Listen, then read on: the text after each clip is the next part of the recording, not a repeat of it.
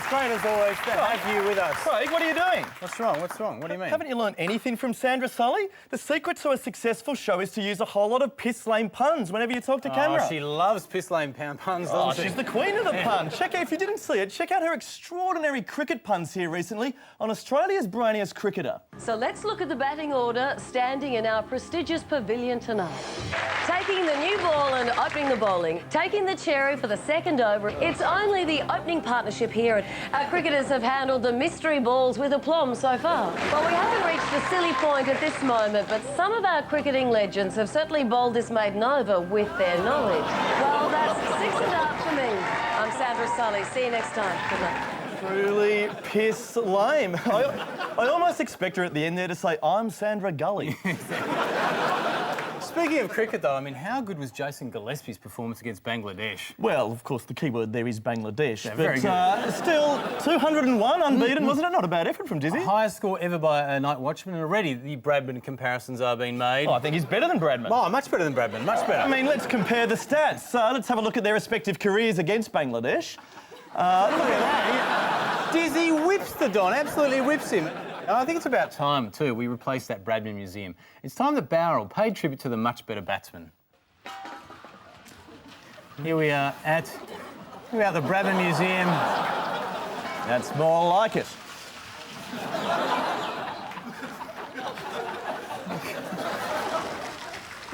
And the mullet. The mullet. It's Dizzy already. It suits the Don. So, mate. Well, look out.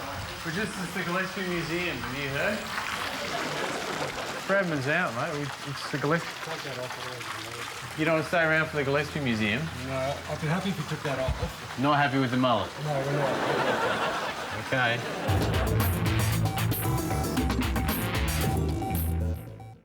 I was washing, I did the laundry by myself. I had all these red and white clothes of mine, and all mixed gear as well. I put a load on, but not once did I pause to think. I forgot to separate whites from red, now all our clothes are pink. Well, it's 1, 2, 3, 4, looking kinda Nancy, now my clothes are pink. I'm feeling like a pansy, all my rockstar cred is down the sink. And it's 4, 5, 6, 7, who's a sissy fella? I'll never score again with Renee Zellweger. I've got him and my hat is coloured pink.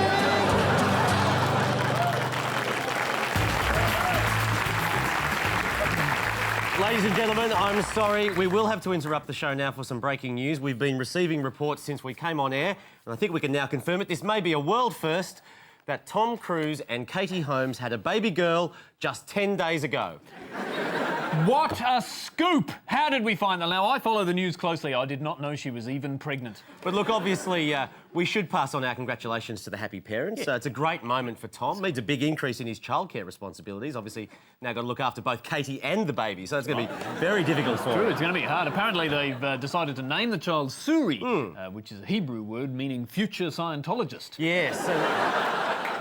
The Scientologists have all these weird beliefs, don't they? Like they believe that an alien was involved in bringing humans to the planet Earth, and they have this thing about silent birth too. There's a rule that says you're not allowed to make any loud screaming or emotional outbursts unless, of course, it's on the Oprah Winfrey Show, in which case, absolutely fine. Look, sadly, we're not all as lucky as young Suri. We're not all just born into Scientology. Normally, if you want to join, you have to take one of those free personality tests. Yeah, that's right. You often see them in the street, and they have this strange machine which is called an e-meter. It sounds very... It's technical and weird, it sounds. And we thought there might actually just be a better way of recruiting people to Scientology. Would you like to do a free gullibility test today, sir? We're just conducting a gullibility test. Right. And you're doing very well already, actually, so well done. I'm just going to read you a few statements. You don't have to actually believe them, but if you could believe them, just give us a yes, okay? Scientology lets you attain several different states of existence in just one lifetime. No. Could? You could believe that? I could believe that. Okay, good. Could you believe that it's a coincidence that a famous science fiction writer also invented a completely true religion involving aliens and spacecraft? That's a tough one.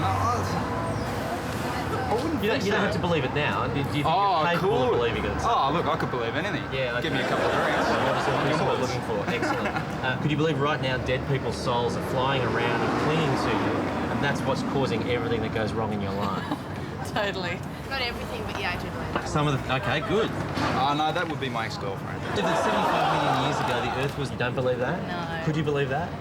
No. No, with intensive therapy, some courses, Oh. maybe a few donations. Maybe, I suppose, Possibly. if I had enough invested in it. Okay. Yeah, maybe. All right, well, you will have enough invested in it, don't worry. Can you believe that 75 million years ago, Xenu froze hundreds of billions of people and dropped them into volcanoes on Earth before blowing them up with hydrogen bombs? Jeez, that's a bit harsh, but yeah, I can believe that. I don't see why aliens would be using hydrogen bombs.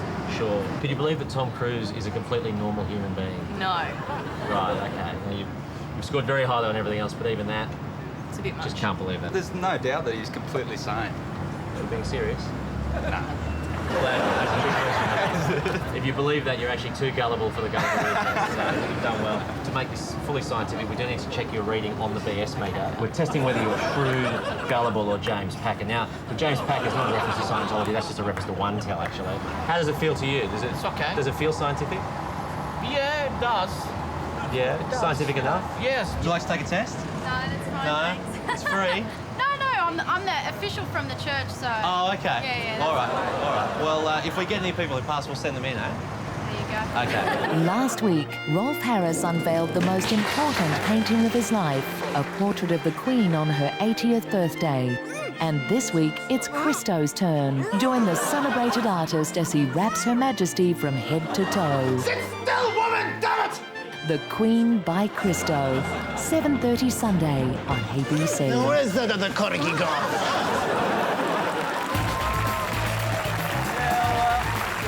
I'm not a driver. I don't have a car, so I end up taking taxis quite a lot of the time. And one thing I've got very used to from cabbies, Chaz, is that audible sigh of resentment when you tell them you don't need to go very far. Yeah, they hate those short fares, Oh, don't they hate the short fare. They just sit there seething, wondering why the hell you couldn't have just walked the 3 blocks instead.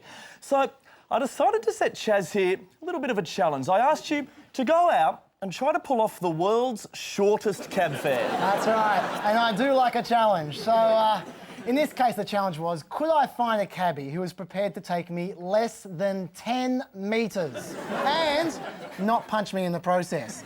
So, first up, I just tried hailing one straight off the street. All right, see you soon. All right, thanks, mate. Bye. G'day. How you going? That's all right. It's been a good day. Oh, sorry, actually, just here's great. Thanks, actually. Yeah. Can I have a receipt too, please? From, what street's this? George Street? To George Street. Thank you very much. Have a nice day. Anything wrong? Nothing wrong. Okay, so that was easy enough. He was just roaming around anyway, wasn't he? But what about a taxi that's been waiting in a cab rank for a very long time? Hanging out for that killer fare. Now, what's the shortest distance that I could get one of them to take me? Yeah, I'm just getting the cab now. Thanks, okay. Hey there. Just up there past the post box, thanks.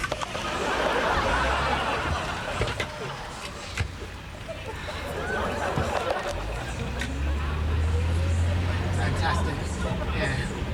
Yeah, just here, the garbage bin. Here? Yeah, just the garbage bin's there. So is it, that's it? Yep, almost there. Sorry, past it. Can you just reverse just a little? Just a little bit, thanks. Yep. Fantastic, that's great. So, yeah, they just ticked over the 340 then. It was actually 330, so I'll pay you 330. Thank you. I'll cover a seat too, thanks. Okay. You are a prick. he was actually pretty sporting, I think. He's a very accommodating cab driver. He's a very nice guy, but now, okay, so I've tried the flagfall, I've tried the cab rank, but now the real test. The one place where cabbies really stake everything on getting a big fare, the airport taxi rank. Just get in the cab now, and I'll ring you when I get out, okay? Where would I go? No worries. Yeah, could you just over there, thanks. Just up there, just up there. Just You round pick there. up someone? No, just need to go over where that sign is. I'm going to be late for my plane. Just stop there. Yeah, just over there, I yeah. have to tell them it's not fair. What? Sorry, I'm late for the plane. I need to go now. Yeah, but this is a soft fare. Just stop there. Just over there, yeah. Huh? Is that all right? Jesus, unbelievable. I've been waiting 1.5 hours in the holding bay. You just stop there. Well, look, I need to catch this plane. I'm really running late, please. Just there. Is that you can walk Just there. forward? But I've got a sore foot. I give you a 20-cent tip.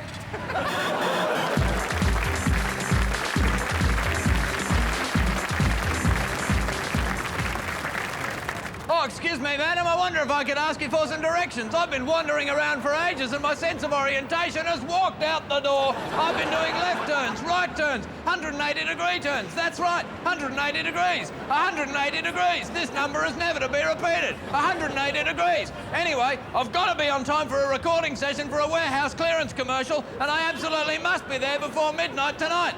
So, which way is the city? Thank you.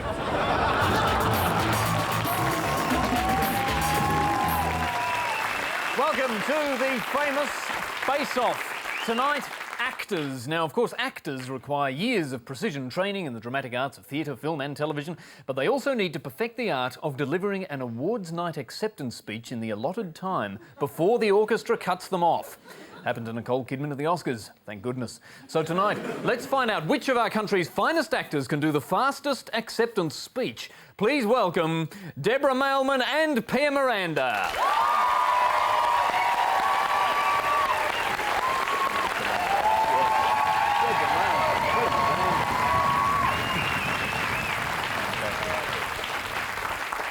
OK, these guys are about to win major film awards. Congratulations, by the way, for that. We've written them each a 5-minute speech. Trick is they've got to read them in just 30 seconds, or the orchestra will cut them off. All I can tell you guys, you'll have to go bloody fast. All right, are we ready? The first award goes to Deborah Mailman. Well done, Deborah. Here's your award. Lovely. There you go. And there's your speech. We'll just pop that there. Ready? Yes. Set. Speech. Well, it's a huge honour to receive this award. It's incredibly humbling to stand here being applauded by millions. I couldn't have done it without the support of my family, friends, and especially those who couldn't be here. My great idol.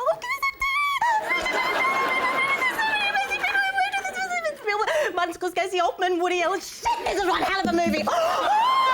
Krishna, and in particular, I'd like to thank the whole cast and crew for helping me to shine. This award is for you. This film is about freedom in these difficult times and these fictitious times. These times are fictitious. It's more and more important that we make these stories about ourselves. I'm sorry, I can't stop crying. It's hugely important in a film to make a mistake. Thank you. Thank you. Get off. Thank you. That's enough. Thank you. Enough.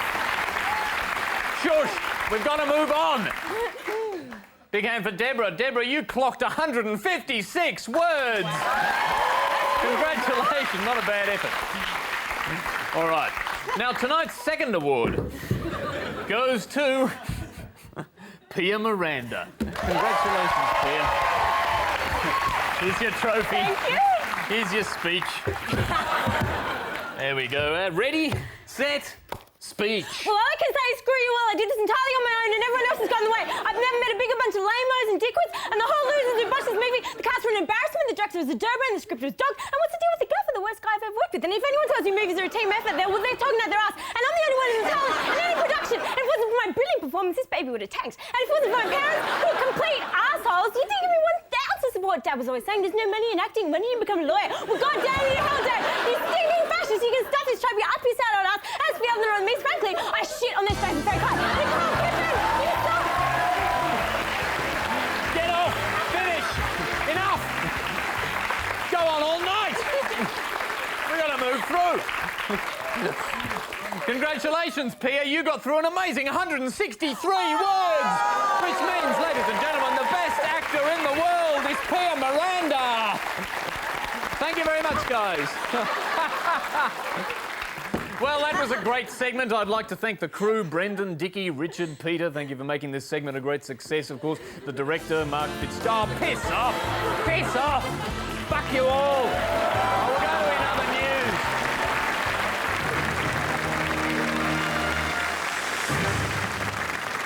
Well, in the wake of the West Papua controversy, the government's taken its toughest stance yet on refugees. Under the revised Pacific solution, asylum seekers will be forced to cruise the ocean on a P&O liner. Yes. Let's hope the prospect of being vomited on and sexually abused by bogans on a P&O ship will make most asylum seekers decide to return to their homelands. In Britain, political debates raging about whether Prince Harry should be allowed to serve as a soldier in Yeah, Iraq. I think there's been a bit of misreporting about this one. The Prince says he won't be in Basra serving the British forces, he'll be there serving the Nazi party. Michelle Leslie was back on the catwalk this week, modelling her new range of traditional Muslim clothing. And boy, hasn't that swimsuit taken off? It's just taken off right across the Islamic community, seen here worn by Sheikh Al-Halaili, and even by Osama bin Laden himself. Looking very fetching there. Speaking of Osama, of course, he put out another audio tape this week. He's very prolific, isn't he? He never stops recording, Osama. He's the Beyonce of terror. I mean, the question I was getting, what is with the audio tapes, Osama? I mean, Al-Qaeda's got to move with the times. Make it available on iTunes, please. Absolutely. Can you imagine? At the Alpine. Yes. Imagine the sales. In TV news, Channel 10 launched the new season of Big Brother this week, which means that last year's Big Brother housemates have now officially reached their use-by date. So please, next garbage night, remember to put them out for collection. In media news, and Nikki Webster, the little girl who stole our hearts at the Sydney opening ceremony, has appeared on the cover of Zoo magazine in a raunchy photo shoot. Yes, and not to be outdone, Duck Boy from the Melbourne opening ceremony has just bared all for a Cosmo centrefold.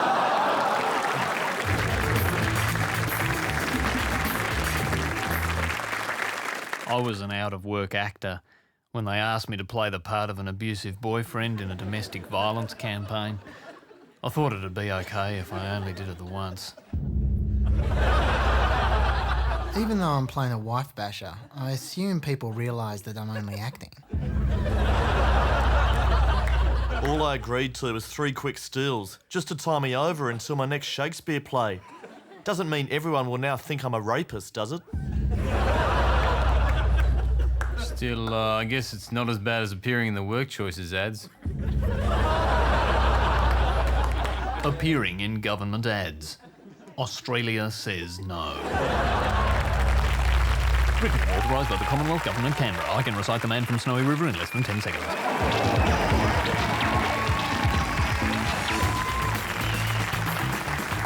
Now, one thing that really impresses me about current affairs journalists is how insightful they are. Nothing gets past these guys. And this may sound obvious, but just listen to Today Tonight's razor-sharp analysis of this man's behaviour. Hey!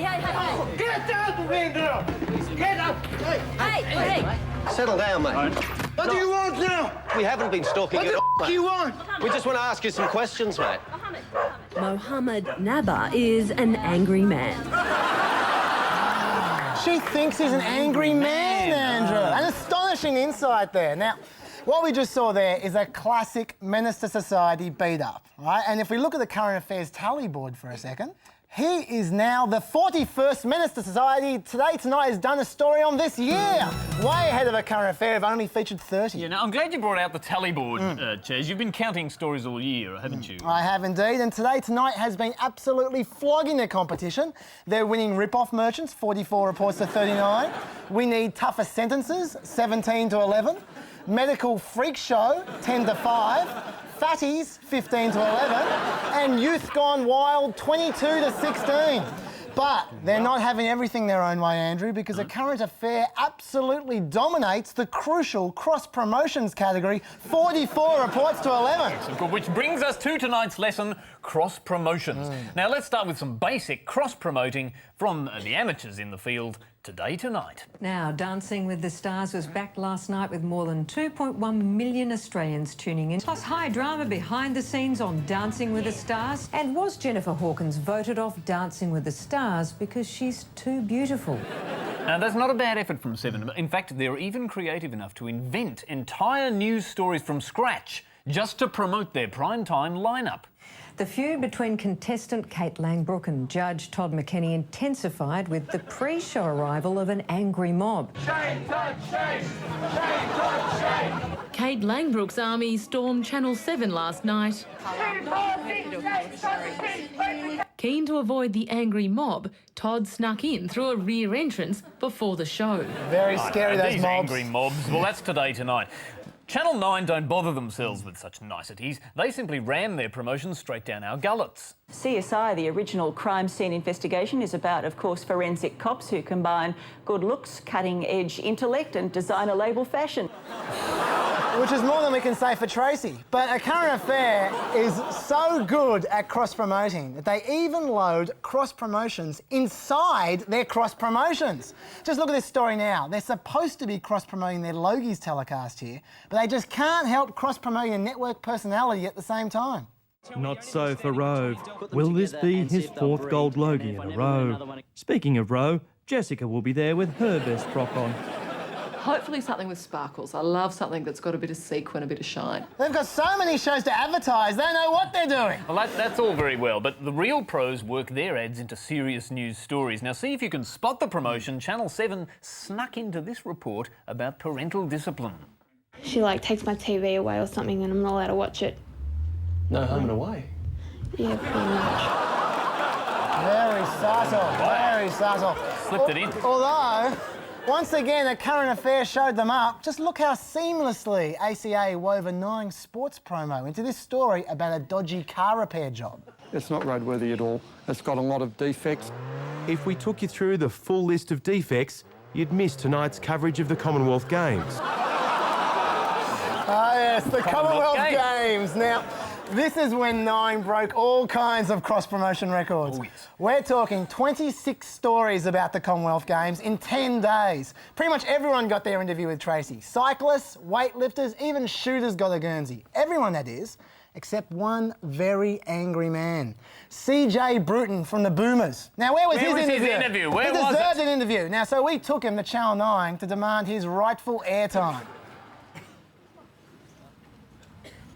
Hello there. We want to speak to Tracy. She should be. I believe she's contracted to speak to every gold medal athlete ever for the Commonwealth Games, and we have one right here. I've heard that you've interviewed a lot of people, and we won gold, and I'm the captain of the Australian team. I just figured, maybe because I was black. Hello? You want to talk to us? Mate, can I get you guys to leave? Thank you. The people don't want to speak to you up there. They just like to leave. Sorry? You're not going to interview CJ? No. Does Tracy know about this? Yes. It come from her. I'm a gold medalist. He's a gold medalist. That's it? That's all we get? You interviewed shooters, you interviewed Gymnasts, cyclists, you're not going to interview runners, CJ? swimmers. Mate, the exec producer has asked us that he doesn't want to interview you, so we'd just like to move on. Go to Channel 7, maybe they'll interview you. Channel 7. I feel gutted. There's good, isn't it? Oh, and double standards. Now, as you guys know, I don't like to talk about my private life too much in public. So it's a little known fact that I've been married for the past 7 years. That's right, Joe. Lovely woman. A lovely woman, to a point. Sadly, it's a bit on the rocks, I have to say. Things have disintegrated a bit lately, and I think it's probably time we called it a day. But I didn't just want to ask for a divorce the usual boring way. I wanted to do something, a bit special, surprise her a bit. That's nice. So I hung up a banner above the highway she always drives to work along, but somehow she missed it. So I thought, never mind, that's okay, because I knew that weekend we were going to one of those big outdoor festival events, and I thought I could do something really special and pop the question on the big screen. Joe, I've decided it's finally time we took the plunge. So, Joe, in front of all these people, I really want to ask you, Joe, will you divorce me? Say yes and make me the happiest man in the world. Oh, that's lovely, mate. What happened? Did she say yes? She was in the portaloo. She missed the whole thing. So I'm thinking, this is getting ridiculous. I mean, I'm trying to make this moment really, memorable and special. So there was only one possible option left. What was that? Well, you know how I did that interview on Sunrise recently, just to plug our show. I thought that was too good an opportunity to pass up. Well, Chris, great to see you. Thanks for joining us. Anytime. Say hello to the boys for us. Especially so early. Thanks for coming in. No, my Getting up pleasure. early. And can I just do one thing before we go? We go out live here, don't we? Yep. Yeah. My partner, Jo, never misses the show at all. That's nice. She absolutely loves it. And I just know she'll be watching today. So can I just put a message out to her? Go on. We've been together for 7 years. And I just want to take this opportunity now live on TV to say, Jo, get the fuck out of my life. You sure yet? have you texted her about it? I've tried, I've done everything I can, Koshy, so if you don't get the fucking message now, Jo, you never will. Okay. Thanks. It's 90 minutes to 9 o'clock. I think she got the message. She did get the message, and I'm now going out with costumes. Oh, well done, that's lovely. That is all from us for another week. But before we go, Andrew, what language are tonight's closing credits in? Tonight's closing credits are in Ukrainian. Oh, yes.